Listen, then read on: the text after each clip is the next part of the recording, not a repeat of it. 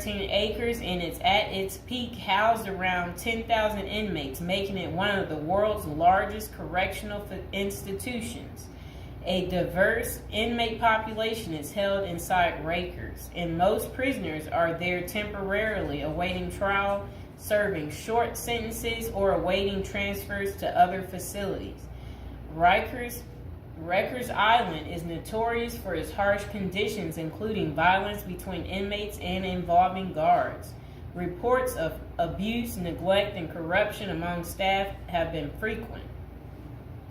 The treatment of inmates with mental health issues has been a particular concern, with critics arguing that the facility is ill-equipped to handle such cases appropriately. Likewise, the treatment of juvenile inmates is a subject of controversy. There have been calls for more appropriate handling in the facilities for young offenders. Numerous lawsuits and human rights investigations have targeted the conditions at Rikers Island, often focusing on issues like solitary confinement, the use of force by guards, and the prolonged detention of inmates awaiting trial. Now would be a good time to like the video, to subscribe. And are you guys enjoying the prison series? Do you like hearing about all the different prisons, learning with me together? If so, go ahead and comment below. So, when visiting Rikers, journalists and prison reforms discovered temporary holding cells described as covered with rotten food, urine and feces and blood. Inmates were using plastic sheets for blankets and cardboard boxes for beds. Maggots crawled over everything. Up to 26 men were crowded into a single cell where they used plastic bags as toilets. Prisoners kept in holding cells, which should be used for only 24 hours or less, often stayed there for more than a week awaiting transfer. In that time, food and medical services were not routinely provided. Now let's hear that paragraph again, just a small bit of it.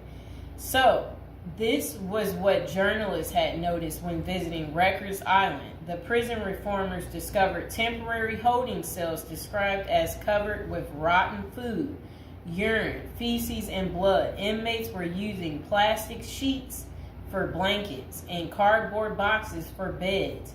Maggots crawled over everything. Up to 26 men were crowded into a single cell where they used plastic bags as toilets. That does not sound good, does it, people? It's disgusting. So over the years, there have been various attempts to reform Rikers Island, focusing on improving conditions, reducing violence, and providing better mental health care. Amid mounting pressure, activists and political leaders have urged the city to close Rikers Island. In 2019, the New York City Council voted to close the jail completely by 2026, intending to replace it with smaller, more modern jails located closer to the city's main courthouse. I hope you guys enjoyed the video. Please like, share, and subscribe.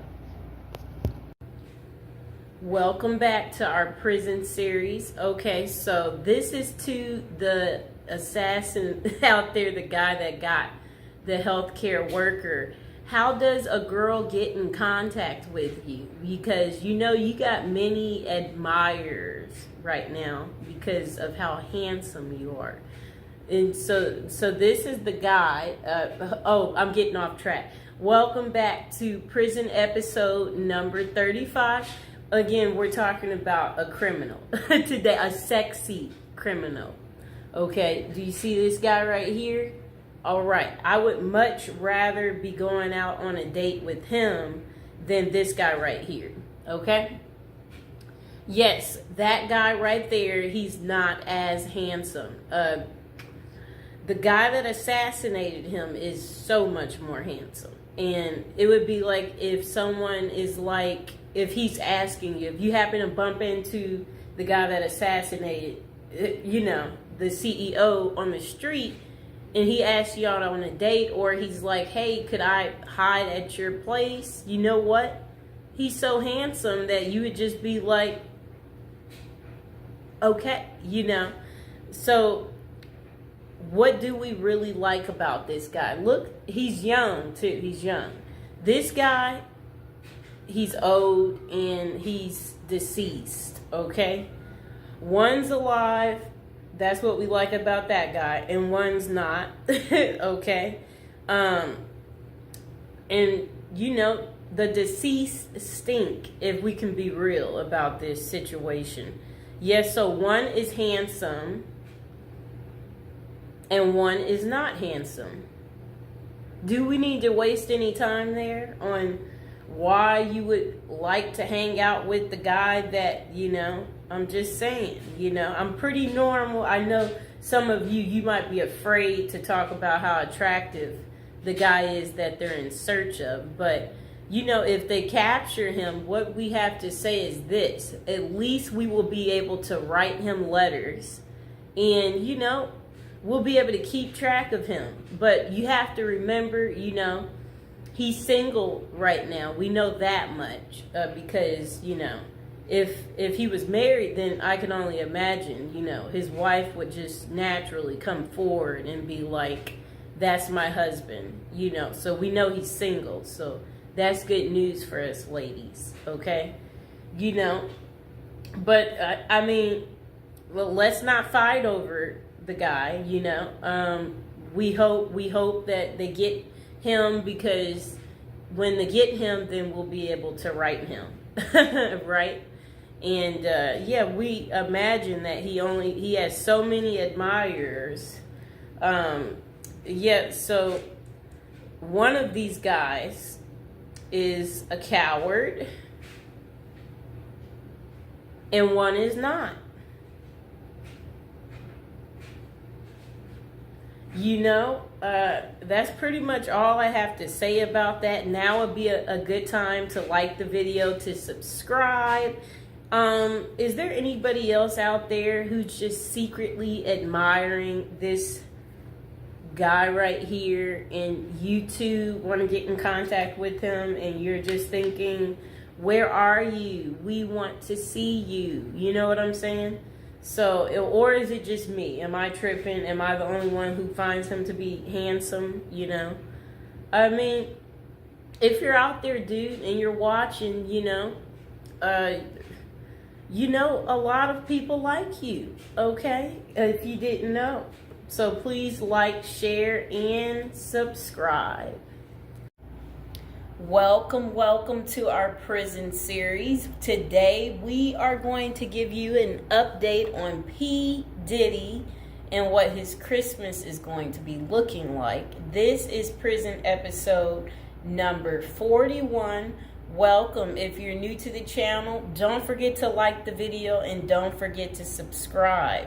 Okay, so Sean Diddy Combs, this will be his first Christmas in jail, and it includes a basketball tournament and a holiday meal. Enough, Mr. Fox. A judge denied Diddy his third attempt at bail following a court hearing, while he awaits a federal XX trafficking trial. Okay, so let's see what else they have to say. So, all right. His holiday meal. That sounds nice. Okay, so the I'll Be Missing You singer is spending his time at the Metropolitan Detention Center in Brooklyn as he awaits his May federal trial for alleged racketeering and XX trafficking. Diddy has been behind bars since September. Combs, he's 55 years old and his fellow inmates have the opportunity to participate in a card game, dominoes, soccer, and a 3-on-3 basketball tournament. A spokesperson for MDC Brooklyn confirmed to Fox News Digital. Okay, so Diddy's Thanksgiving meal options in jail include peanut butter and jelly sandwiches after his bail was denied. Okay, so for the holiday meal on Christmas Day, Diddy's menu will feature baked Cornish hen, macaroni and cheese, cranberry sauce, dinner rolls, and a holiday dessert. Just sounds too good, people. However, the lunch option is subject to change. Aren't we excited for Diddy? He's going to be eating so good, okay? So again, for those of you who do care, if you want to write Diddy, again, he is at the Metropolitan Detention Center in Brooklyn, New York. That is where you would be able to write him if that's what you're interested in doing, and whatever you want to say to Diddy. Again, like the video, subscribe. And this will be his second holiday spent behind bars, as he was in jail for Thanksgiving as well. For breakfast, the menu included fruit, cereal, breakfast pastries, and skim milk. Coffee wasn't listed as an option, though it was available earlier that week. So lunch was served as the Thanksgiving meal for Combs and his fellow inmates, with a turkey roast, mashed potatoes and mixed vegetables, cranberry sauce, turkey gravy, dinner rolls, and butter. Assorted holiday pies were available for dessert, and if an inmate needed a meatless option, they could opt for hot and sour tofu. That was what his Thanksgiving was like. Diddy's getting all the good food, right? Do y'all like what he's getting? Are y'all going to be eating this good? Okay, so dinner was simpler, offering peanut butter and jelly sandwiches, potato chips, whole wheat bread, fruit, and a beverage option. Okay. So Diddy also spent his birthday November 4th at the Metropolitan Detention Center this year. Yeah. And for his meals on his big day, breakfast was the same, while lunch had a pasta option and a salad. That does sound kind of good. And dinner provided either chicken or tofu, fried rice. Why is he eating this good, people? Why is Diddy eating so good? We don't want Diddy eating like this. We want Diddy to have like butter bread, and then butter bread next to butter bread. and burnt up hot dogs. We want him to have burnt up hot dogs. That's what he should get. We want him to get stale potato salad, and then spoiled rice, right? Like stuff like that. For the homeless guy I talked to the other day, he hated spinach, so maybe that's what they need to give him. Give him some spinach. I don't like beans, so feed Diddy beans. So he can be on the toilet all day, right, people? And again, now would be a good time to like the video, subscribe to my channel. Okay, so Combs was charged with racketeering, conspiracy, and trafficking by force, fraud, and corrosion, and transportation to engage in prostitution in an indictment unsealed on September 17th. If found guilty, he may face a minimum of 15 years behind bars or a maximum sentence of life in prison. What do you think it's going to be, you guys? So, Sean Diddy Combs pleaded not guilty in September, and a judge set his trial date for May 5th. So mark the calendars, y'all, for May 5th so you can see what's going on with Diddy. Is he guilty? Is he not guilty? We're going to have to wait and see. So authorities say Combs ran a criminal enterprise through his businesses, including Bad Boy Entertainment, Combs Enterprises, and Combs Global, among others. He used firearms, threats of violence, verbal and emotional, physical, and lots of other abuse to fulfill his sexual desires, according to the unsealed indictment previously obtained by Fox News Digital. The disgraced music mogul has fought to be released from jail pending trial 3 times, and his most recent attempt, denied, was on November 27th. Diddy had offered up $50 million to wait for his trial from his home on Star Island, but prosecutors insisted that the musician was a threat to witnesses and victims. Okay? So I hope you guys understand why his bail kept being denied. So again, this is Diddy's first Christmas behind bars. How do you think he's taking it? Do you think he's made friends yet in prison? Do you think he's concerned about our friend Jay-Z, or do you think he doesn't care? Or do you think he's going to speak about something, letting us know what's really going on? So I will see you guys next time. Please like, share, and subscribe. Welcome back to our prison series. We are on episode 40, people. We're getting up there. Okay, so what's Christmas Day like in a high security prison? And this is coming from someone that spent 21 years in prison. So they said, of course, Christmas in prison isn't like Christmas out there in the real world. But at the end of the day, it's still Christmas, and the effort is made at some institutions to make inmates feel the holiday cheer. The person said during their 21 years of incarceration at 7 different federal facilities, they witnessed the whole spectrum in regards to what inmates and staff were willing to do during the holiday season. A lot of inmates didn't care. It was just another day on the calendar to them. They were more interested in gangs and drugs and politics and making moves. The same with the staff. Some correctional officers and administrative officials could care less. They were there to do a job, and Christmas didn't come into the equation. But Christmas in prison can be special if the staff and inmates cooperate to make it so. Prison life is bleak and stark. Even the hardcore convicts need a little Christmas spirit. It helps to lighten the mood, let everyone relax, and even put their guard down for a minute. The following is what I experienced at the various institutions I was housed at during Christmas time, and how it differs from the life on the outside. It was never super special, but it helped to break the routine. And okay, so then they said presents. Getting presents in prison is frowned upon. You always hear the stories of the XX predators putting candy on the new inmate's bed. And if that new inmate takes the candy, well, you get the picture. Anytime someone gives you something in prison, it immediately makes your radar go up.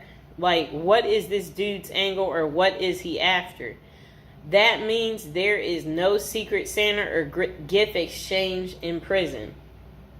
A secret Santa present on your bunk might mean someone is trying to make a move on you in a way that you might not want. If someone did that to me, I would be out on the tier trying to find out who it was so I could beat them up.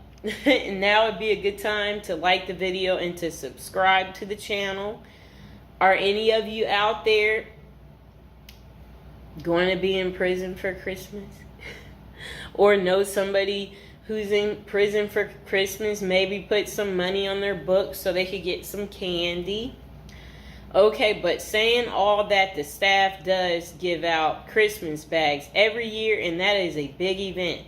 It's a big bag of candy with Reese's peanut butter cups, Hershey's chocolate bars, honey buns, grandma's cookies, and much more. Yum.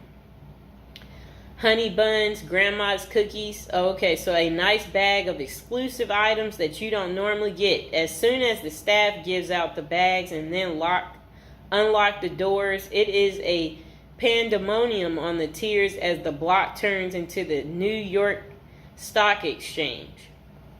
And everyone is bartering their items, trading them off and selling their bags. I've seen prisoners trade cigarettes and drugs for Christmas bags. Everything in prison, even Christmas bags, becomes currency. Wow, people. Okay, so relatives. The only time you see your relatives in prison is out on what prisoners call the dance floor, the visiting room. All bureaus of prison facilities have visited on Christmas and all the other holidays, but the visiting rooms have limited space, and it's not like everyone's relatives are coming to see them. Okay, Only the lucky few in prison get visits on Christmas. For most inmates, the only time they see their relatives at Christmas is when their family members are locked up with them. I had a few visits on Christmas, though. There is usually a tree with presents under it and an inmate photographer so that you can take pictures and document your holiday visit with your family. Deep in the neither world of corruption and violence. The only thing is that if you hit the visiting room at Christmas, then you usually miss the holiday meal. But that's normally cool because on the dance floor, you can get all types of exclusive items out of the vending machines that you don't normally have access to. So it's a double bonus. You see your family and eat good, at least by prison standards. So then this person said, prison life is bleak and stark. Even hardcore convicts need a little Christmas spirit. And then the next person said, dinner. The Christmas meal is big. It's one of the only times of the year where the chow hall actually makes an effort to give you a decent meal. There will be corn, stuffing pie, and big Cornish hen. They fill your tray up to capacity and you are allowed your feast. Isn't that good? But the big feasting comes afterwards as the kitchen workers smuggle everything that isn't chained down back to the units. Later that night after Christmas meal, you can get pecan pies, ice cream, and more Cornish hens back on the unit. Isn't that really good? That sounds beautiful. Now would be a good time to like the video and to subscribe. Comment below if you like me doing this prison series and you want to continue to hear more. Okay. So games. In the game rooms, the prisoners go hard on sports. The NBA games dominate the television at Christmas. Prisoners watch games all day, shuffling off to the phones during commercials to call their loved ones and feel some holiday love. Guys will be betting, drinking prison-made wine that we call hooch, eating their smuggled pecan pies and dreaming of the new year and the time they will get out to enjoy a Christmas in the real world. The recreation department also hosts events like bingo card, pool, chess, tournaments, and craft activities. They attempt to go the extra mile for the holiday activities and provide a diversion for inmates missing their family and loved ones during Christmas. Okay, so then they say decorations. Wow. It depends on the counselor and case manager from each unit, and sometimes even the warden for the whole compound. But I've been places where the staff will let you decorate the unit and even encourage you to. At the last prison I was at, FCC Forest City in Arkansas, we put up lights, a cardboard Christmas tree, stockings on a cardboard fireplace, and even a cardboard gingerbread house that inmates made for us. Inmates made paper snowflakes and hung them from the ceilings. Put cutout stars, crosses, and Santa Claus on the walls. It was rather festive unit. My bunkie even made a little cardboard Christmas tree that he put on his locker. He painted it and rigged it up a light. At the top, that looked like a star that shined in our cell brightly. Every night for my last Christmas in prison, it wasn't that bad. And now would be a good time to like the video and to subscribe. That is how Christmas is on prison day. Did you guys like hearing about the story time of what Christmas is like in a high security prison? If so, comment below, and I will see you guys next time. Birthday to you. I want to say happy birthday to you. I want to say happy birthday.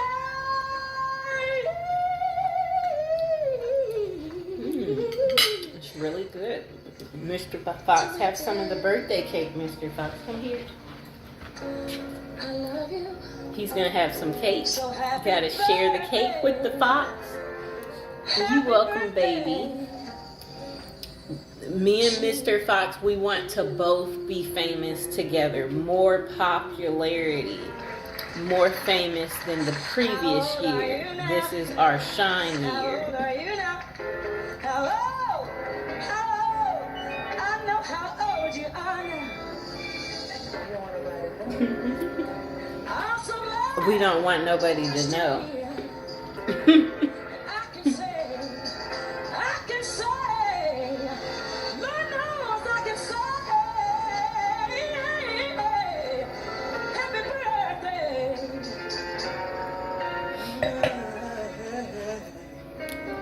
Happy birthday to you.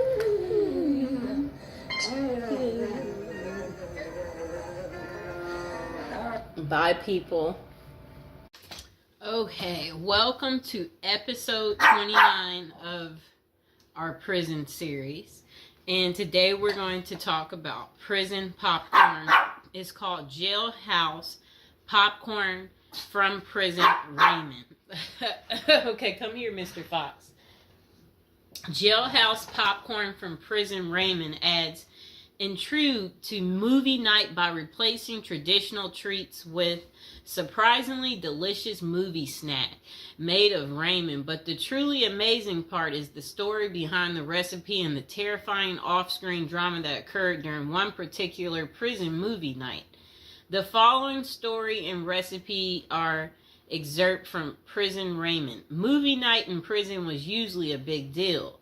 We didn't get to watch any new or R-rated movies, but they did bring a big old projector and showed movies on a huge screen in the chow hall. It kind of made it feel like you were actually at the movies.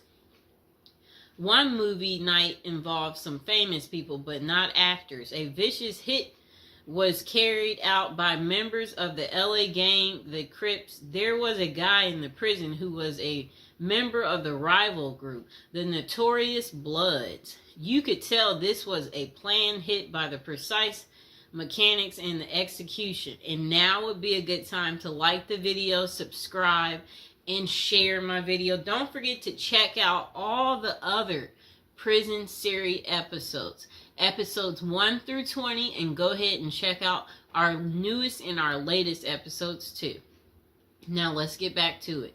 The projector was set up and the guys were in a pretty good mood, but just as the lights went out, the movie began. The soundtrack kicked in and got loud. That was the cue. Right next to me, there was a sudden movement, and I saw the guy I knew to be a Crip.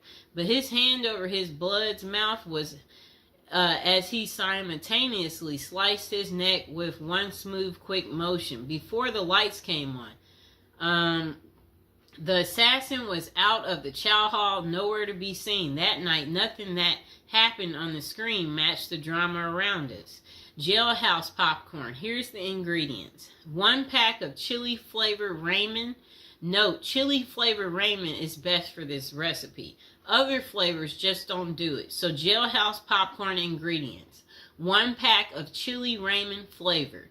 Note, chili Raymond flavor is the best for this recipe. Other flavors, they just don't do it. Okay, so the instructions. Crush the Raymond in the wrapper. So if you got Raymond noodles, you just bang it up, crush it up. Open the wrapper, one end only, and take out the seasoning packet. Take that out. Sprinkle the seasoning into the crushed Raymond. Close the bag and shake it until the seasoning is distributed. Okay, so this is what you do. The instructions to make Jailhouse popcorn. Instructions. Crush the Raymond in the wrapper. Then open the wrapper on one end only and take out the seasoning pack. Sprinkle the seasoning onto the crushed Raymond. Close the bag and shake it until the seasoning has distributed throughout all of the Raymond. And that pretty much is how you make Jailhouse popcorn. I hope you guys enjoyed the video. Please like, share, and subscribe.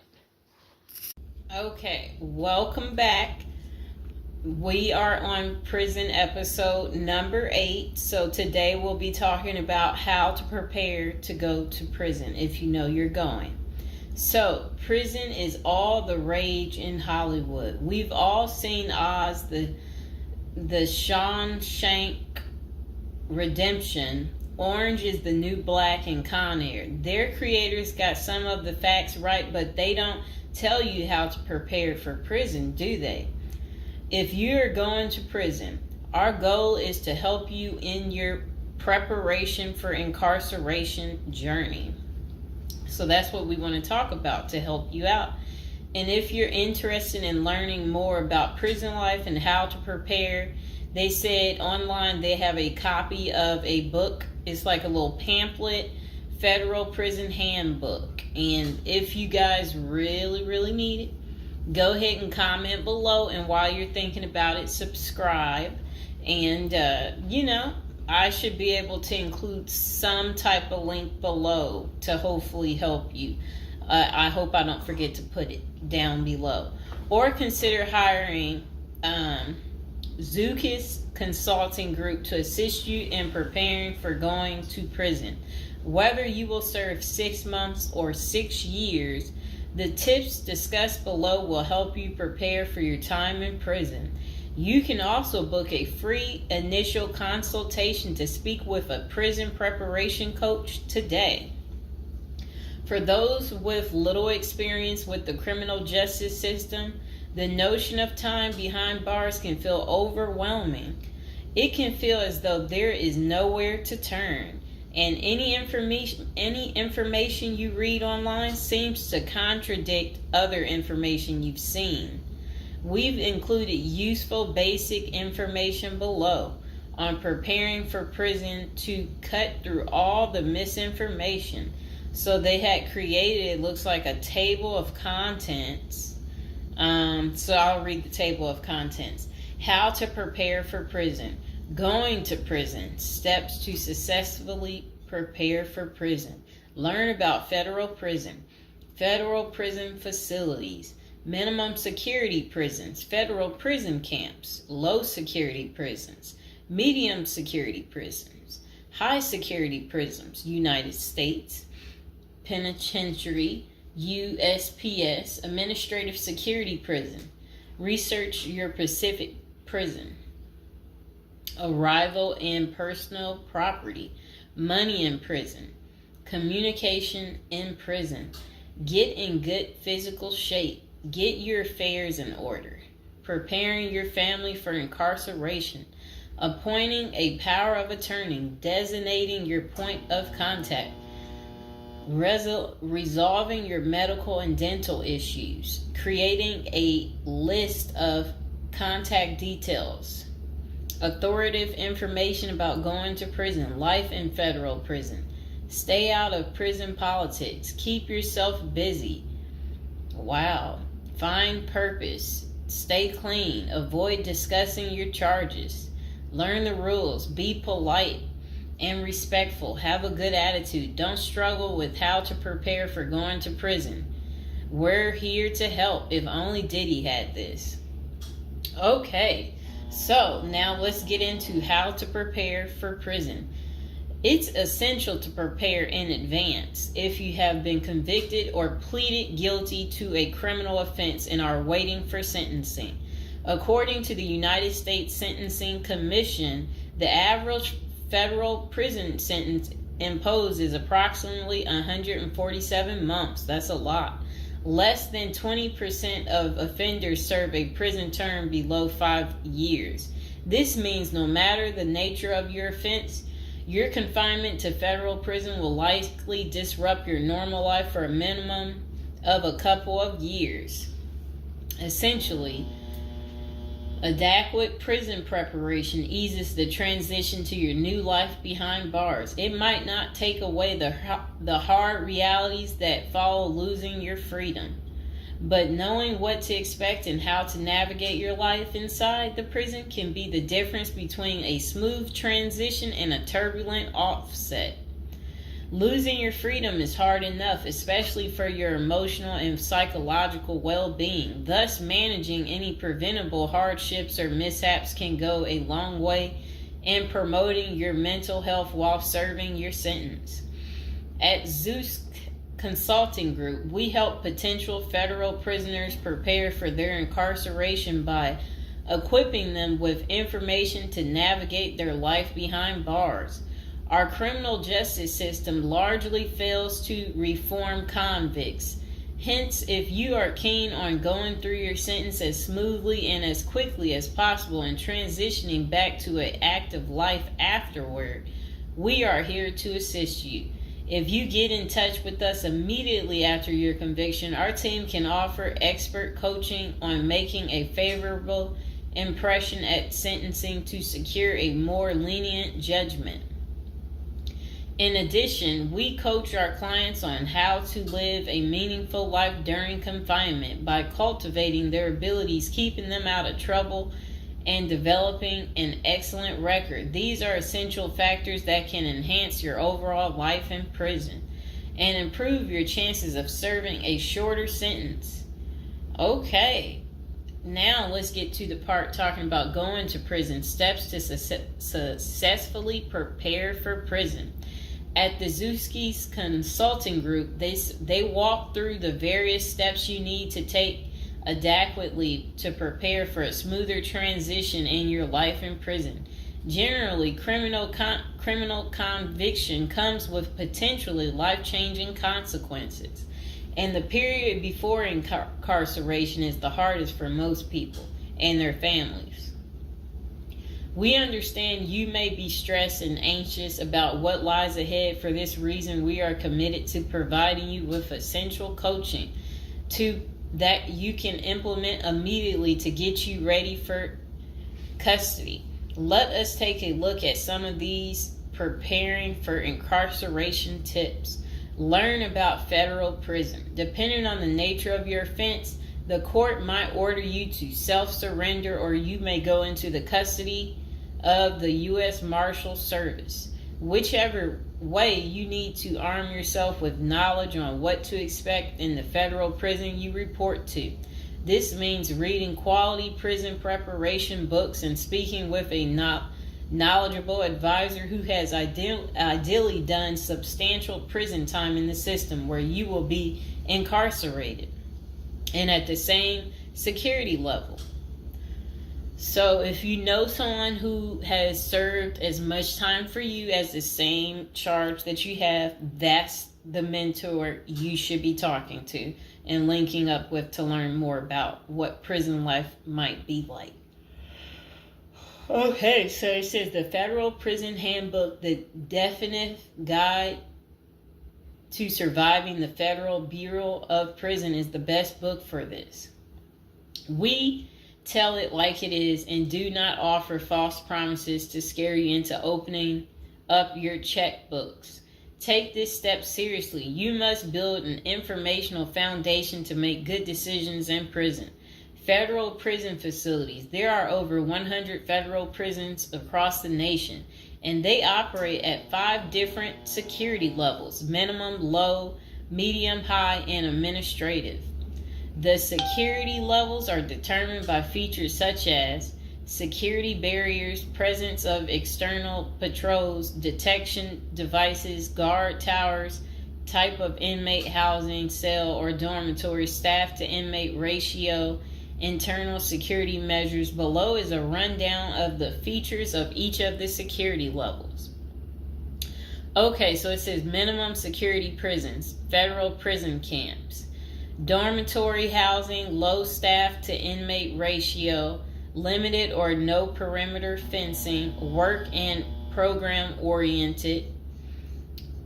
Prisoners with less than 10 years remaining plus minimum violence history.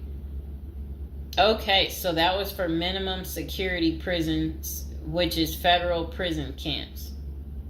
Okay, so low security prisons mostly is dormitory or cubicle housing, higher staff to inmate ratio compared to minimum security prisons, double fenced perimeter, strong work and program offerings.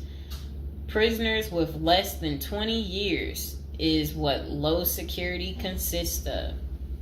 Medium security prisons, mostly cell type housing, higher staff to inmate ratio compared to low security facilities, strengthened perimeters, wide variety of work programs, greater internal controls, all types of prisoners but with less than 30 years remaining under sentencing. So the minimum is for, again, people who didn't commit, the worst of the worst. And then low security, same thing, less than 20 years. Well, they're not the same thing, but And then medium means like you're going to be there a while, but you'll be there less than 30 years. Okay. High security. Oh, okay. Is United States Penitentiary, USPS, single and multiple occupant cell housing. Highest staff to inmate ratio, highly secure perimeters, close control of inmate movement. All types of prisoners, but sex offenders and informants are highly likely to be victimized.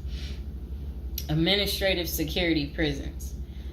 Administrative security federal prisons have special missions. For example, pre-trial offender detention, treatment of seriously or chronically ill offenders, confinement of escape-prone, violent, or extremely dangerous inmates. So that's administrative security prisons. So, all right. Okay, so administrative facilities include federal medical centers, federal detention centers, the federal transfer centers, and others. Please see our Administrative Security Federal Prisons page for more information about these institutions. Operations and privileges such as leisure time vary widely at each security level.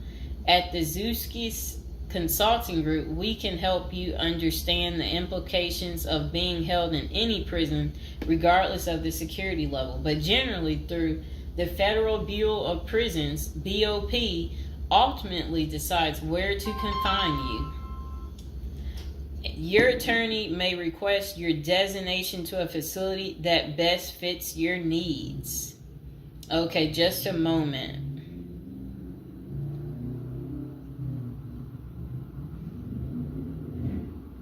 I'm trying to figure out how do I'm going to this. Let's see.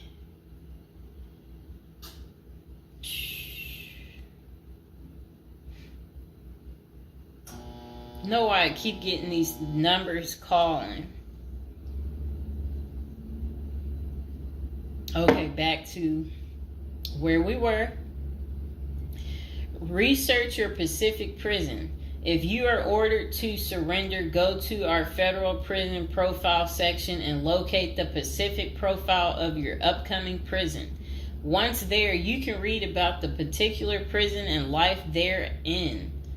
You can also download the prison's admission and orientation handbook and commissary forms. These will provide an overview of opportunities available at the prison and protocols for education, recreation, housing, health, psychology services, and more. This is a valuable Prison Pacific information that can be very helpful in your journey in preparing for incarceration. Okay, so arrival and personal property. Whichever prison facility you are designated to, prison staff from medical case management and psychology services interview and screen you upon arrival. Later, you join the admission and orientation program for formal orientation into the facility's procedures, programs, policies, and services. Moreover, BOP restricts the personal property you can take when entering the prison or retain during your stay. Criminal defendants who self-surrender to their institution may keep the following items: plain wedding band, plain earrings for females, legal documents, orthopedic or medical devices, approved religious items, prescription glasses. While you surrender in your civilian clothes, you will be given an option to throw the clothing away, donate it, or mail it home. The prison issues you clothing, bedding, and hygiene items upon arrival. In addition, you may purchase items such as shoes, recreational clothing, food items, personal care items, and others from the prison's commissary. Sounds like the military. Once you are in custody, there are specific guidelines regulating possession of any of these items. We at the Zuski Consulting Group can help you get ready for custody by explaining these processes and privileges. Money in prison. You can have money in federal prison, but the funds remain in your inmate trust fund account. These funds may be used for commissary purchases, telephone, email, and other authorized activities. Appoint someone you trust to act as a business or financial manager. Your spouse or attorney or close friend, you may want to give this person power of attorney and arrange for the bank to allow them to make withdrawals from your account.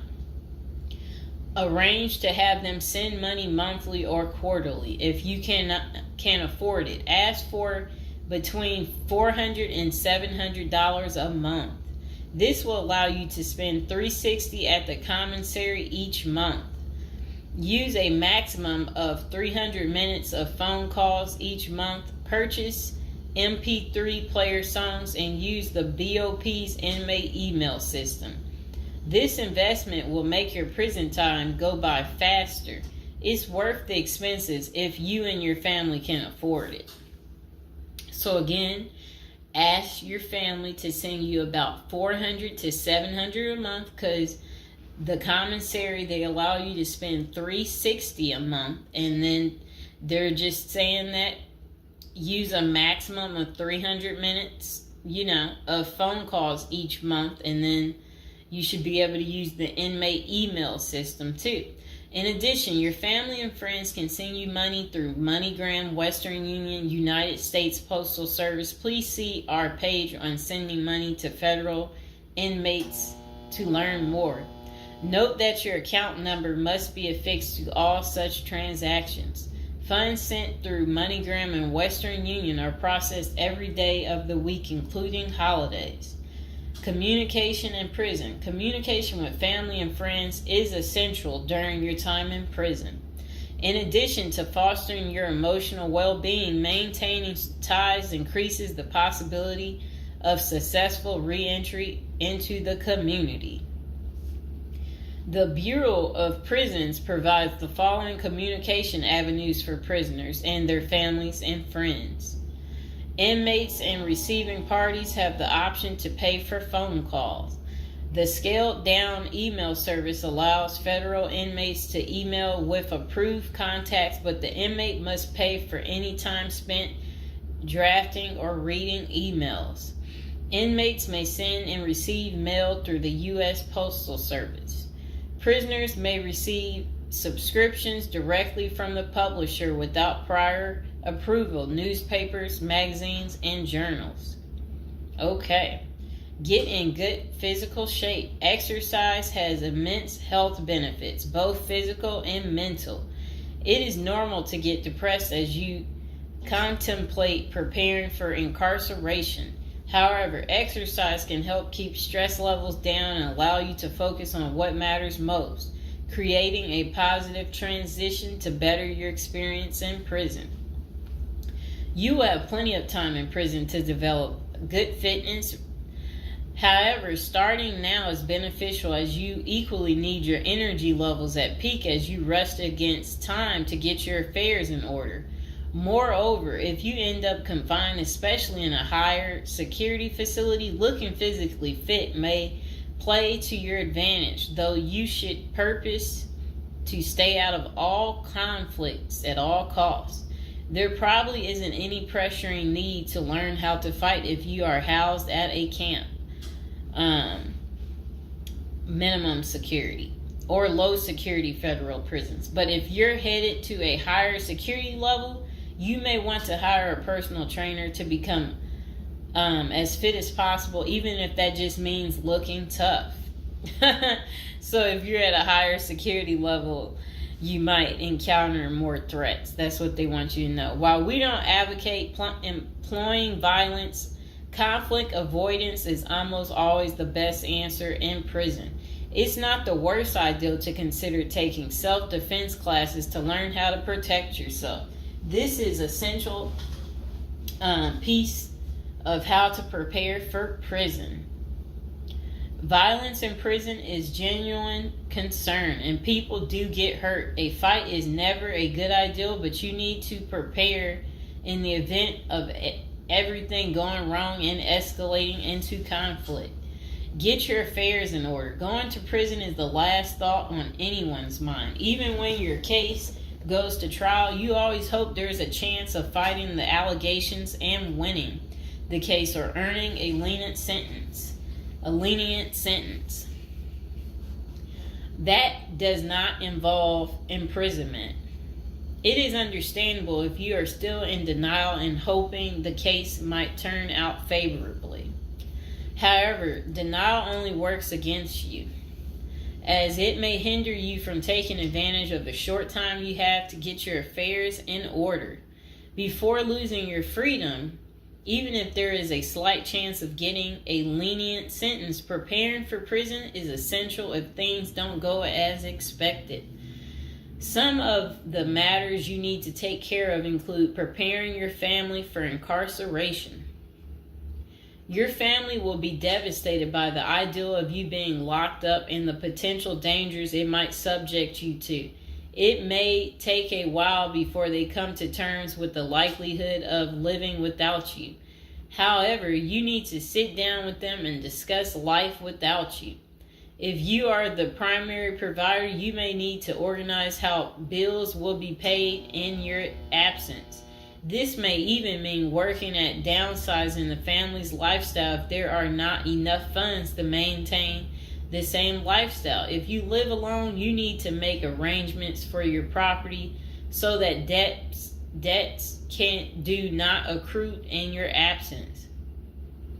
If you have young children, they may not understand the long-term implications of your absence at the moment, but it will soon affect them, so you need to plan the best way to help them cope. Consulting a psychologist is vital, as they can suggest ways to help both you and your family cope in the short and long term. Lastly, it would be best to inform your family that they can reach you either through email or written correspondence. They should also expect you to call them regularly or through video visits whenever possible. While preparing for incarceration is critical, maintaining family contact while you are away is equally as important. Okay, next is about appointing a power of attorney. Generally, a power of attorney grants another person the ability to control your affairs in your absence. This could be your spouse, parent, child, sibling, or trusted friend. If you appoint someone other than your spouse, you could grant the power to two people who should consult each other before making any decisions about your affairs. This may eliminate conflict and guarantee extra safeguards against misuse of the powers. As you do this, ensure you draft a financial plan on how the finances should be utilized while you are in prison. You may also want to create a rough budget of your financial needs in prison and coordinate how the money will be channeled to your commissary account. Designating your point of contact. Before surrendering to prison, ensure you identify a primary point of contact. This could be a family member or a close friend. We can work with this primary point of contact as questions or issues arise. Additionally, this will be able to better advise your family and friends of your status, location, and information. Please note that prison staff seldomly release information to family members. For example, if your family calls your unit team seeking information about your status or healthcare matters, they will not release information. With this being said, we have our clients sign a release information authorization, thereby enabling prison staff to disclose information to our team members. Next says resolving your medical and dental issues. Medical and dental services are available in federal prisons. However, they may not match the standards of your current providers. Care is often substandard, slow, and usually not forthcoming. This is a crucial element in preparing for prison. You will do yourself a big favor by dealing with this now and not waiting until you are in prison. If you have pre-existing medical and dental issues, get an evaluation from your doctor before surrendering. Likewise, it can be a very good idea to update your glass prescriptions and resolve any dental matters before surrendering. It can also be helpful to obtain complete copy of your medical records from your doctor. If you take any prescription medications, ask your doctor to draft a letter explaining what the medications are, and what underlying conditions they treat. While you can submit these documents to your prison's health service upon arrival, our team can also use these in cases of prison staff not adequately treating medical conditions. In these cases, it is critical that we have underlying documentation, as this helps us motivate prison healthcare staff. Creating a list of contact information. Before going to prison, prepare a list with contact numbers, mailing addresses, email addresses for all the people you may need to contact during your confinement. This way, you will not get stranded whenever you want to contact a particular person. Additionally, try to fit this contact list on one double-sided page. Many receiving and discharge officers will allow self-surrendering inmates to retain this page. If not, we also recommend our clients provide us with a copy of their contact list. We overnight this contact list to our clients on the day of their arrival. Authoritative information about going to prison. In the past, people used to go to prison utterly oblivious of what lays ahead and would endure untold hardships before they adjusted to their new life. This is not the case today. There are dozens of books, guides, and other programs that help defendants prepare for their life behind bars. While we cannot attest to other firms, books, or products, our team regularly assists clients preparing for prison. Here are a few of our book offerings: Prison Education Guide, Federal Prison Handbook, Directory of Federal Prisons. While waiting for your sentencing or self-surrender date, ensure you gather as much information as possible to enlighten yourself. Most prison preparation resources are written or produced by ex-convicts who have served long sentences in federal prisons, or experts who have worked closely with the inmates and are familiar with the criminal justice system. Researching widely and reading available credit resources can be an eye-opener, enabling you to adjust to your new life quicker.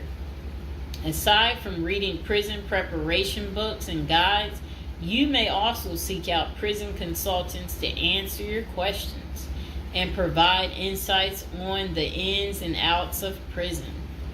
For instance, at Zeus Consulting Group, we help criminal defendants develop strategies to prepare for prison and successfully reintegrate into society. Our objective is to help you develop an informational foundation to make good decisions once in custody. Life in federal prison. Before commencing your federal prison sentence, you need to know how to prepare for federal prison with a survival guide and tricks. Assuming you have gathered as much information as possible about what your life in prison will be like, here are some tips to enhance your experience. Stay out of prison politics. You do not have the liberty to choose your neighbors in prison. You meet people from different backgrounds, some possessing extreme opposite personalities, ideologies, and outlooks on life. Despite the sharp differences, you may have to share the same facility for years. In ideal circumstances, people should embrace diversity, but not so in prison. Conflict of interest and prison politics are the order of the day. However, it helps by maintaining a low profile throughout your stay. Otherwise, if you indulge in politics and things turn ugly, it may compromise your chances of coming out unscathed. Keep yourself busy. Federal prisons require medically able inmates to work. As soon as you arrive, ensure you find a job that you will enjoy. If you don't obtain a job on your own, prison officials will assign you a work detail. We advise our clients against this approach since it often means working long hours in the kitchen. Some examples of the positions you may want to consider include plumber, inmate orderly, food service, warehouse, groundskeeper, painters, while some of these prison jobs require long hours. Others are no-show jobs where you sign your name on a sheet and leave. While federal prisoners are paid for their work, wages tend to be meager. For example, federal prisoners typically earn 12 cents and 40 cents per hour.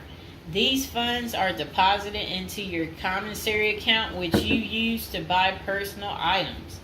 I'll repeat that again. Oh, sit down, Mr. Fox. Sit down. Sit down, baby. Prisoners typically earn 12 cents and 14 cents per hour. Okay. Okay, that's crazy. So when in prison, find purpose. A period of incarceration equals a lot of available time on your hands, which can be positive or negative. It's your choice. Many positive activities in prison can help you find purpose in life, even help you improve your circumstances upon arriving. College correspondence courses, writing, exercising, and teaching in the prisoner's education department are just some examples of many activities you can become involved in, which will give you purpose. This purpose will help carry you through your sentencing. Okay. Pursuing a purpose during your time in prison can make your stay more meaningful and manageable. For example, you can learn a new trade, write a book, discover philosophy, find spirituality, or purchase other professions. Likewise, we help many of our clients further their education behind bars. Whether you are interested in college or career-based studies, our team can help. Okay. In addition to keeping yourself busy and avoiding falling into a depressive state, finding purpose behind bars may equip you with relevant skills for successful re-entry into the community upon your release. This is critical. If you work, you are prepared for a period of incarceration.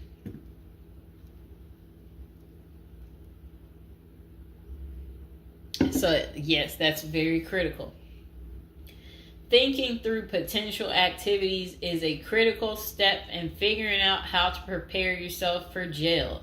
How you find purpose is up to you. One of our clients, a doctor before his incarceration, spent his time helping those who need physical therapy.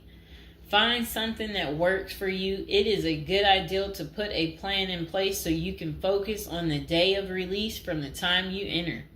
Avoid discussing your charges. When first entering prison, many inmates receive the prison 411, Other inmates want to know who you are, your criminal charges, your sentencing, and other relevant information. Whether someone tries to bully this information out of you or a friend in prison asks, do not fall into the temptation to disclose your case details. Many things can go wrong if you do so. For instance, a fellow prisoner could make a deal to serve less time in exchange for the information, especially if the details are incriminating. Also, the nature of your crime might cause you to be victimized, especially for sexual-related charges. Please contact us at the Zeus Consulting Group if you are concerned about these types of disclosures. We help clients charged with all manner of criminal offenses develop a strategy for addressing these sensitive matters. This is especially important for clients charged with sexual offenses or who have testified against others for a sentence reduction. Stay clean. However tempting the ideal of using drugs in prison may be, you should steer clear of them. This is a key area for in-prison conflict among fellow inmates. Likewise, inmates caught drinking alcohol or using drugs are often severely sanctioned. While this can be an appealing avoidance avenue, especially when struggling with depression, this is not the answer. Our team can help you develop better coping mechanisms. No matter how deep you descend, keep in mind that drugs are not the solution. If anything, they are likely to aggravate your mental condition. Always remember there are far better coping methods such as remaining physically active, finding purpose, keeping in touch with family and friends, if possible, and seeking professional counseling. Moreover, no matter how smart you are in concealing drugs, it is only a matter of time before the guards catch you. And when that happens, it may spoil your efforts of maintaining a clean record and dash any hopes you may have for an early release. Getting addicted also raises the chances of being indebted in other prisoners, bringing you into deep trouble and potentially making your life in prison intolerable. Learn the rules. Ignorance is no defense for prison rule violations. Even if you did not know they existed, breaking rules in prison can get you into serious trouble. Educate yourself as much as you can about the prison system, and particularly your upcoming prison facility. If possible, obtain a copy of the official rule book and read it thoroughly. And note, the team at the Zeus Consulting Group regularly defends clients in prison disciplinary hearings. Our team can research the underlying incident, draft a statement for you to issue to the disciplinary and manage all internal appeals challenging a conviction. Then it says, be polite and respectful. Prison staff is often overworked and inmates tend to be depressed or otherwise dealing with personal issues. Since serving time in prison is often unpleasant, practicing active conflict resolution techniques is important. Tempers are likely to flare quickly, and you do not want to step on anyone's toes. As a general rule, being polite and respectful is the best way to survive in prison, while reducing headaches and other interpersonal conflicts. Even when a staff member is unreasonably demanding, avoid engaging in actions that might make them feel challenged. Being polite and respectful can go a long way to making your time more manageable. Next thing is to have the right attitude. The moment you enter prison, your life takes a turn. You might lose friends, family outside of prison. Even those you did not expect to abandon you may just do that.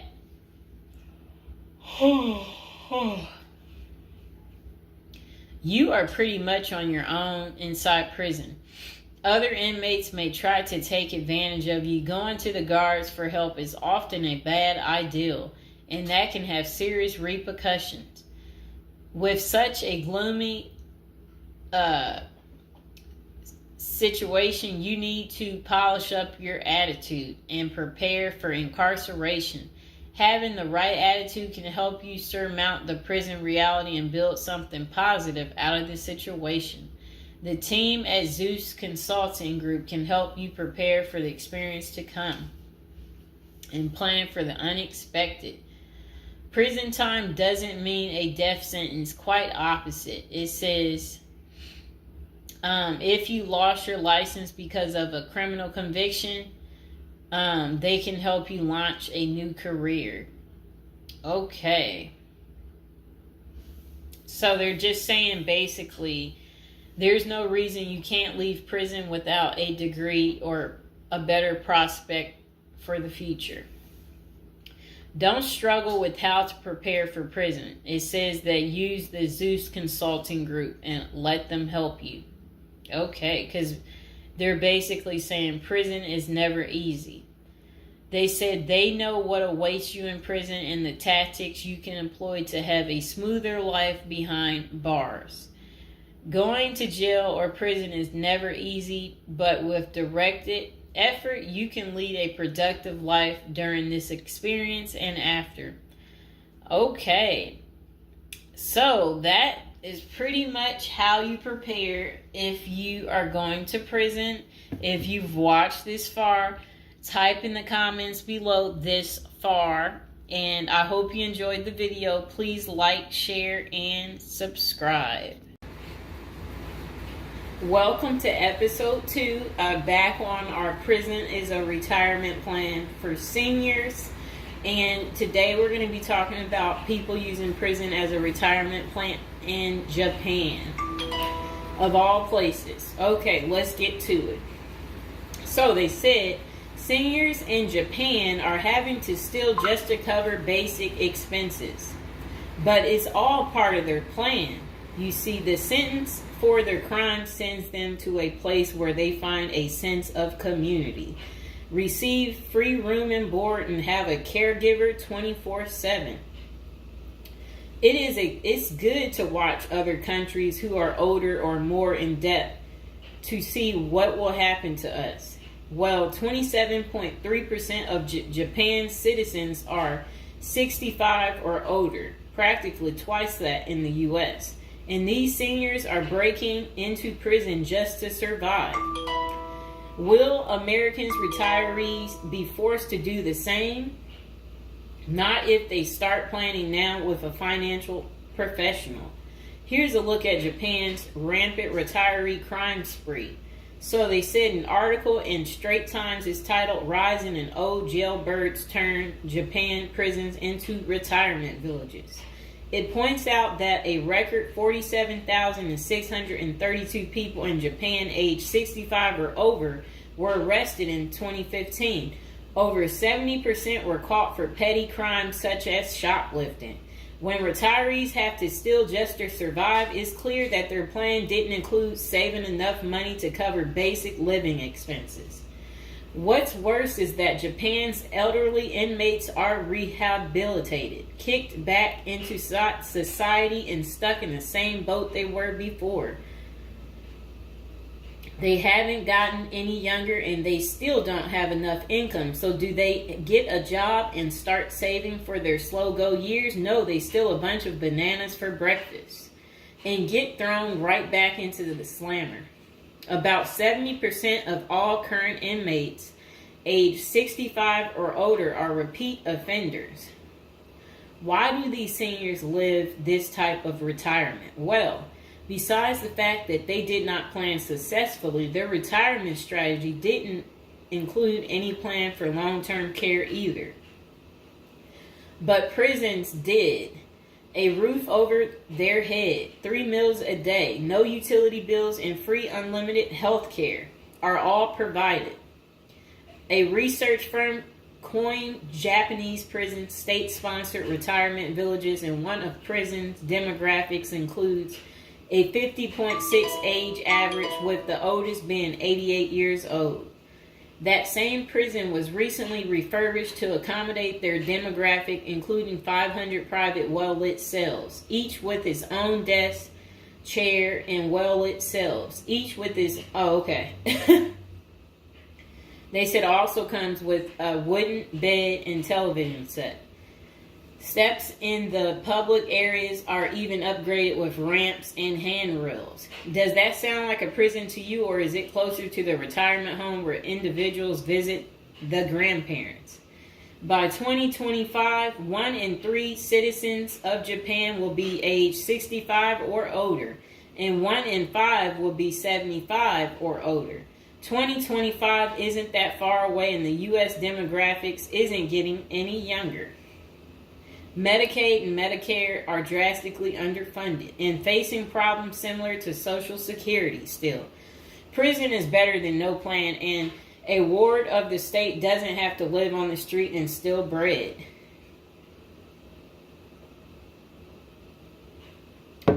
Okay, so that was pretty much the end of that. Do you guys feel sorry for them? Do you agree with it? Is this still your plan, your retirement plan, since you didn't plan? Or is it your backup plan? Is your plan A, plan B, plan C? Well, we will do another video about this coming up. Just be patient, and we will get to it, and we will find out if prison is going to continue to be the perfect place for you to retire. And again, if you're watching from prison or you were recently in prison, don't be afraid to like the video, subscribe, and comment below. Bye. Hello, welcome to our first episode. We're going to do a little storytelling about, prison, different subjects every day. Okay. So now we're going to be talking about people using prison as a retirement plan. It's a little odd, right? But the previous day I was doing videos on like retirement type of situations for people, and I was so shocked. So people were like, they ran out of money, and then they were like basically saying that their retirement plan, since they have no money, is to commit a crime so they can try to figure out how to pay, so because they said they can't keep paying anymore because basically they don't have enough money and they didn't make the right choices when they were younger. Okay, so let's get into people's opinions online talking about prison as a retirement plan. Okay, so this person said, hypothetically speaking, of course. That said, I think prison as a retirement plan might be sound. 3 square meals, climate control, a bed and medical care, a decent library, assuming hardened criminals don't mess with the old guy, and relatively quiet time to read or write. Interesting. I think you could shop prison systems like you would a retirement home and commit the crime in the appropriate manner. Then this person said, help me understand how prison would be worse than a retirement home or sitting in front of a TV. And they're trying to say, yeah, prison doesn't have the costs. And here's Mr. Fox making his appearance like he usually does. You no longer have to pay taxes or have any costs associated with retirement. You can be completely reckless and not save up money to support yourself in old age, and you can enjoy life now. If you are lucky, you can work in the hobby shop all day making license plates. You can be terrible at that and still get food. You don't have to listen to an old lady nag every day. Before you argue that you won't be able to visit your kids, how many old people wait hopelessly for visits that never come? Card games in the yard, puzzles, crafts. You might even be able to paint or play music. I bet you could even find a personal trainer to keep your fitness up. There is always the outside chance you can get away with the crime and extend your reckless spending until you finally get caught. This could be the Gen X answer to the Social Security crash. Oh, I like what they're saying because, they try to say Social Security will be gone for us once we reach a certain age. And I believe them. Because plus, we constantly hear about them talking about they're going to get rid of Social Security. So, might be true. So we got to plan ahead, right, you guys? So maybe I should take up tattoo artists as a hobby to prepare so I can get some extra smokes and a serving of Jell-O. Now, what crime do you commit and at what age? Embezzlement seems a solid choice, but I think you might need a life sentence to make this work. And then it says that it would be messed up to get kicked out of prison. Seriously, not serious. I don't think people get kicked out of prison. I think they get, if they have good behavior, I think they can possibly get out. Okay, so it says maybe a Fed club, laughing out loud. And another person said they liked that post. They said that's a nice thought. Then the other person said, what do you mean? That would be a problem for me because it's a lack of freedom and privacy. And the next person said, crazy but interesting concept. I have heard of the homeless committing crimes just to get off the street. And the courts read right through it and cut them loose. Interesting. That brisk morning stuff on the freezing stainless toilet and that toilet wine would round out a nice day. Laughing out loud. I guess they know how to make toilet wine. I think I would rather be in prison than homeless. If things were really bad, go on a robbery spree and hide the money for when you get out. Ha ha ha ha ha. And if you were to ask me, which would you rather do? Oh, that's terrible. Be homeless on the street or be in prison? Prison wins hands down on this one. The guaranteed bed and the guaranteed meal. The library, the friends when you get your free time, I'm just saying. I don't think the cold streets are for everyone. Okay, so this person said, I'm guessing these are also an issue in a retirement home, except you still pay taxes and rent. I have to guess, but gawking, the old guy is not going to be high on the list of pastimes for convicts. Spider is so wow. I don't think we want to say that. Okay, so this person is talking about people being taken advantage of in prison. So we will skip that part because the way they wrote it was inappropriate. So the next person, they showed a big guy and said, don't be wasting no soap, pick it up. So these are the kind of people that you will encounter. Okay, I guess he's the booty bandit. All right. To expand upon this, I would fly to Sweden and then do something at the bank I saw. You know what they was talking about. I saw a documentary on the Swedish prison system. It looked nicer than many retirement homes, laughing out loud. Then this person said, is this like a shining moment like Johnny in the Mountains, laughing out loud? This person said, I'd retire to a dirt cheap third world location before intentionally going to prison. This person said, I was just thinking that maybe I could piece together a few of my old friends and we could have a crew. Then we all go in together. Book club, card games, and coffee every morning. The crime is going to have to be digital because I'm not thinking in my old age I will be agile enough to carry a lot of loot. And then this person said, isn't that tax evasion, white collar crimes, and a pot grower? Heard they have a sweat lodge and tennis courts. I don't know where they have that. Okay, so we had another person talk about how much they love women. So yeah, they said they don't intend on going. Okay, just a moment. I'm gonna get my water.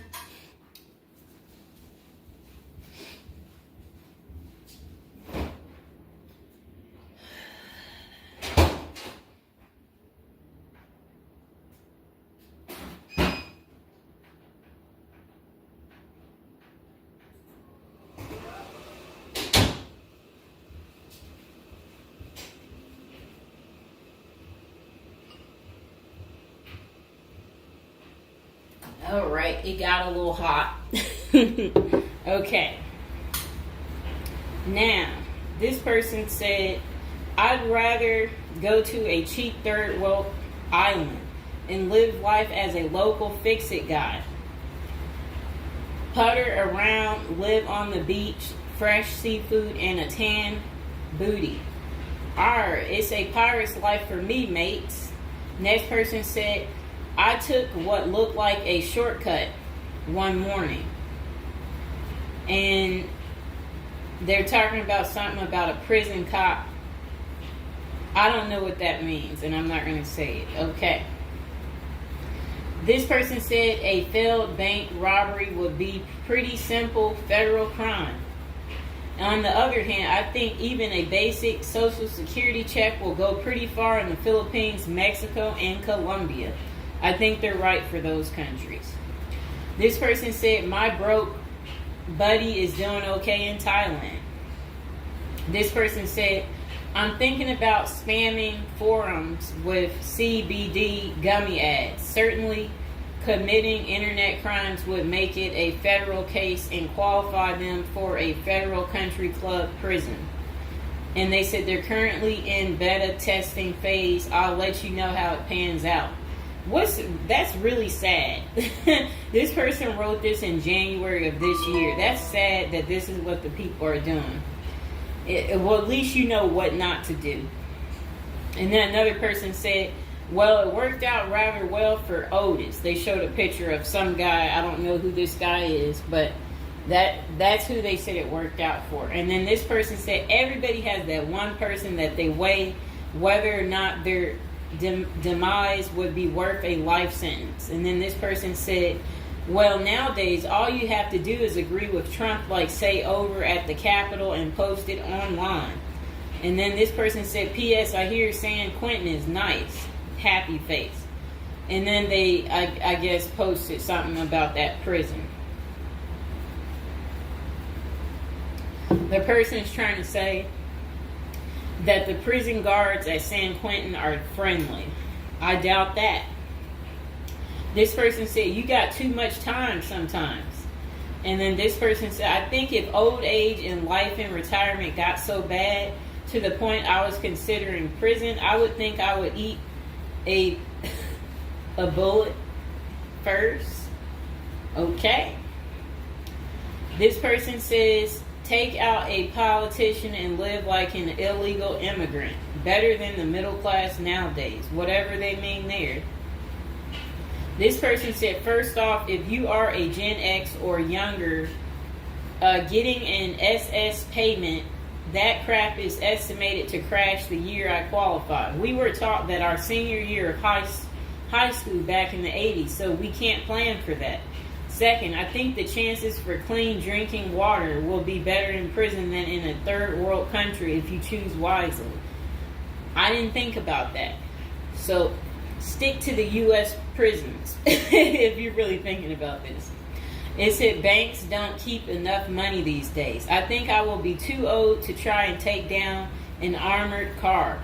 Gotta go with a federal crime that is a light lift, maybe a Ponzi scheme. Does anyone want to pre-order a UTV? Question mark. This person said, might want to rethink your screen name if you're going with this plan of retirement. Just saying.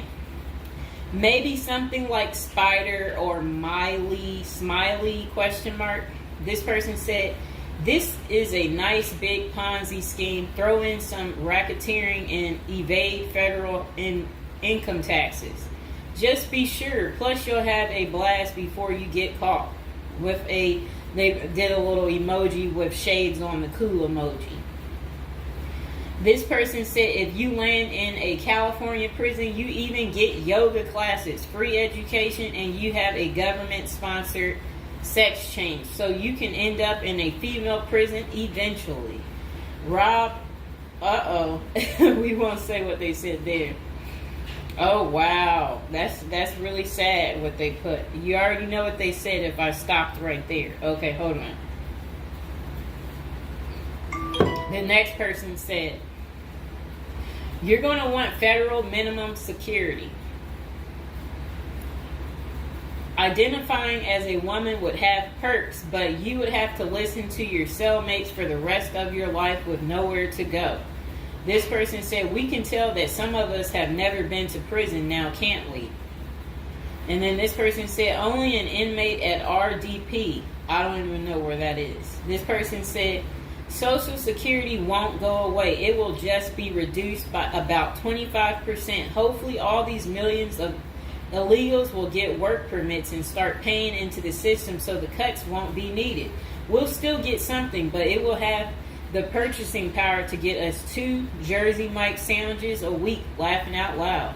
Next person said, the unwanted being taken advantage of in prison is a hard no for them. So they don't want to go because they're not interested in being taken advantage of by the same sex. Okay, good reason. This is what goes on in prison. Next person said, I nominate this creep as a test mule for your plan. I always wonder what happened to the creepy banjo kid from the movie Deliverance. This person said, okay, it turned bad. Okay, so we won't read that post. This person said, here's a retirement plan. Go to Mexico, denounce your U.S. citizenship, sneak back across the border, get free phone and benefits, and I hear in Maine you can get a housing allotment and a stipend plus free medical. This person said, one of you guys that works for me is a Venezuelan expat.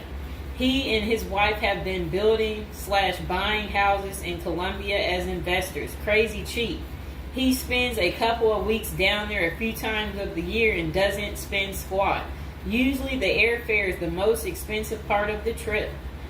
And then this person said, hey, that was my college meal plan. I had about $20 a week. I'd pay a cold Subway sandwich and eat about 2-inch slice a day. And then store the rest in the fridge. And this person said, I have one list that has 2 people on it and another is a page long, whatever they mean there. This person said, only one problem is that Social Security was put in the public fund illegally, so it can never actually run out of money. Of course, no politician wants you to know that. Our good buddy LBJ is who you can blame. Next person said, sounds like someone has a secret desire to get their crap pushed in. Just come on, completely out of the closet, bro. This person said, I worked in that prison. Numerous others as well. There are no tennis courts. Myself and crew were with general population. Inmates actually were on my crew as well. The good behavior guys. The stuff you don't hear about is massive. Daily crap goes down.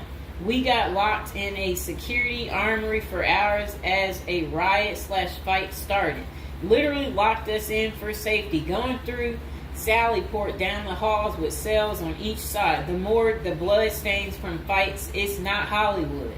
The most scary individuals are actually the guards. A few can be normal or 2 civilians working inside. Most don't separate good and bad humans very well, at least not behind the walls. I made a promise to my family and self I would never do a prison project again. It messed with our heads. You go in at 7 and literally can't leave until 3. No cell, no camera, no eye contact, no talking to inmates. They constantly try to talk to you relentlessly. I saw things in there that I will never leave my mind. I did meet an old lifer. I was taken to the guards' cafeteria for lunch. The cook had been in that same kitchen for 30 years. He was a pretty friendly old guy. He knew he had it good, but hadn't been out of the walls for over 40 years. I have many stories, but I don't tell many, especially on social media. Really, it's not worth the risk of telling. The women prison in downtown San Diego is really crazy scary. Many don't know right in the downtown is a maximum prison operated by one of the big business operations. Okay. Series not seriously a good topic. Okay. And we have one more person telling us something. Years ago, I was at my buddy's house. His older brother had just got out of prison. I didn't even know he had an older brother and no clue what he was in for. I remember he couldn't settle down at all, just hanging around in the garage. He couldn't stand still. And it was almost like he was looking to get in trouble. One Friday after work, I swung by to see what was up. The boys were hanging out in the garage, drinking beers. Steve was getting all irritated about something again. Basically nothing. And then out of nowhere, he blurts out, "I ain't afraid to go back. I'm just a punk in a bunk." That's really funny. I got out of there. Too much of a scene. Okay. This person said they still think prison's a retirement plan.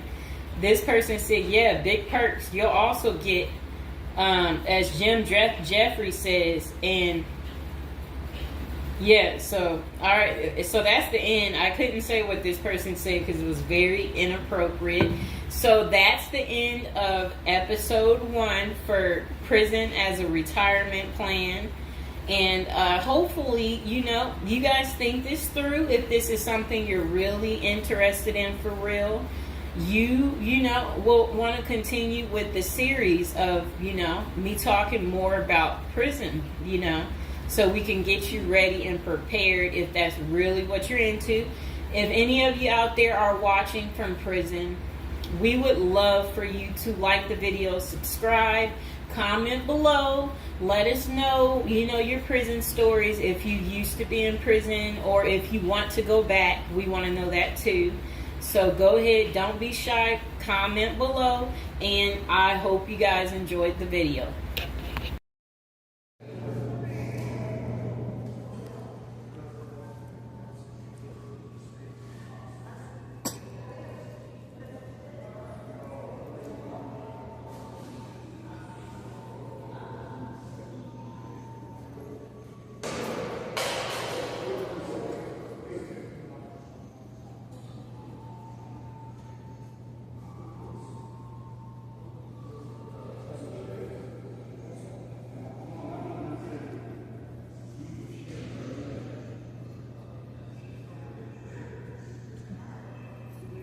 Give me the hand.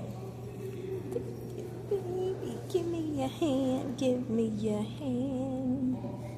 Give me your hand.